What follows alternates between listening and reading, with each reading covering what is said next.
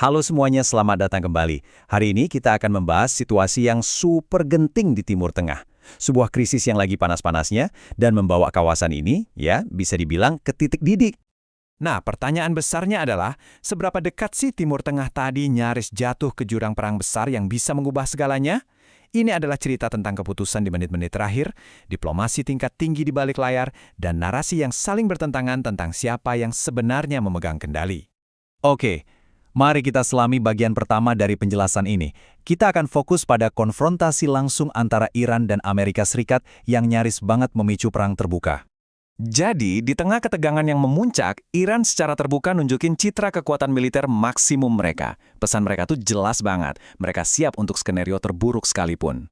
Oke, sekarang mari kita lihat lebih dekat ancaman ini. Kita bakal bedah postur militer Iran dan retorika keras yang mereka pakai buat menunjukkan keseriusan mereka. Timing penambahan stok rudal ini penting banget loh. Itu terjadi persis saat ancaman intervensi dari Amerika Serikat lagi kencang-kencangnya. Jelas ini bukan kebetulan. Ini adalah langkah strategis yang sudah diperhitungkan. Dan retorika yang keluar dari Korps Garda Revolusi Islam Iran, atau IRGC, jadi sangat personal dan tajam. Ini bukan lagi sekedar pernyataan politik biasa, ini udah menyentuh ranah emosional. Jadi, poin krusialnya begini, pasukan khusus Iran, unit elit IRGC, sekarang sudah ada di garis depan. Mereka siap membalas apapun yang mereka anggap sebagai agresi dari Washington. Ini adalah sinyal yang sangat jelas bahwa satu langkah yang salah bisa memicu konflik yang jauh lebih luas. Nah, sekarang kita sampai pada titik balik yang dramatis banget dalam cerita ini. Momen di mana perang skala penuh berhasil dihindari pada detik-detik terakhir.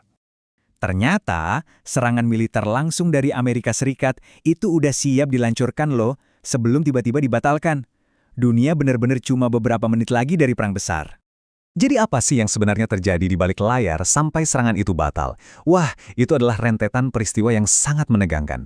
Dimulai dengan ICE yang sudah menyiapkan serangan, lalu ada tekanan diplomatik yang luar biasa dari sekutu-sekutu di kawasan itu yang akhirnya berujung pada keputusan Presiden Trump untuk menarik kembali perintah serang.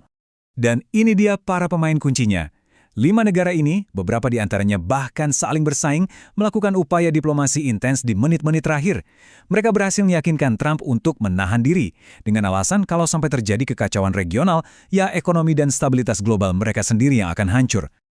Tapi, saat krisis dengan Iran tampaknya sedikit mereda, pemerintahan Trump justru mengalihkan tekanannya ke tempat lain di kawasan itu. Fokusnya sekarang bergeser secara dramatis ke Gaza. Lewat platform media sosialnya, Trump mengeluarkan ultimatum yang sangat belak-belakan kepada Hamas. Ini adalah pergeseran taktik yang menunjukkan bagaimana Washington menerapkan beberapa titik tekanan yang berbeda, tapi saling terkait di Timur Tengah. Tuntutan yang diajukan oleh Presiden AS sangat spesifik dan sepertinya tidak bisa ditawar.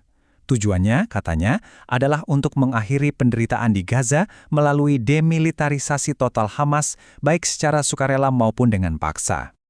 Nah, sekarang kita sampai pada bagian terakhir dari rangkuman ini, sebuah informasi intelijen yang cukup mengejutkan dan menantang pemahaman kita semua tentang situasi internal di Iran. Jadi, narasi yang beredar luas di media kan, bilangnya pemerintah Iran itu lagi diambang kehancuran. Protes besar-besaran karena masalah ekonomi digambarkan sebagai tanda bahwa rezim ini sudah kehilangan kendali.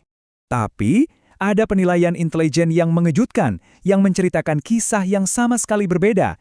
Di satu sisi, media melihat kelemahan. Di sisi lain, intelijen malah melihat kekuatan dan ketahanan yang signifikan.